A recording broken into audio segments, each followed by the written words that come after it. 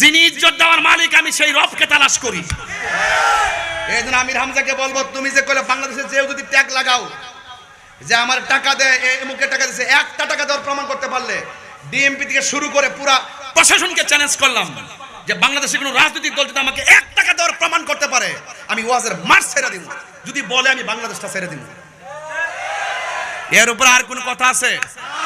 Confidence, contentment still in my heart. আমার জন্মের পর থেকে এই পর্যন্ত কোন রাজনৈতিক দল থেকে যদি 1 টাকা খাওয়ার প্রমাণ দিতে পারে আমি জীবনে ওয়াজ করব না। এই মদিনার প্রেম যদি বিএনপি নেতার মধ্যে থাকে আমি তাকে সেলুট দেব, আওয়ামী লীগের নেতার মধ্যে থাকলে আমি তারে সেলুট দেব, জাতীয় পার্টির নেতার মধ্যে থাকলে আমি তারে সেলুট দেব। আনতা মামান আহবাবতা, যার মধ্যে নবী আছে তার সঙ্গে আমার প্রেম আছে, যার মধ্যে নবী নাই তার ছায়ার মধ্যে পা দিতে আমি রাজি। সুন্নিরা যখন জিকির করি তখন তারা আমরা শাহ আলী বাবা, এই বাবা, এই বাবা বলে জিকির করি। একটা আছে না রেশমিকা মান্দানা খ্যাত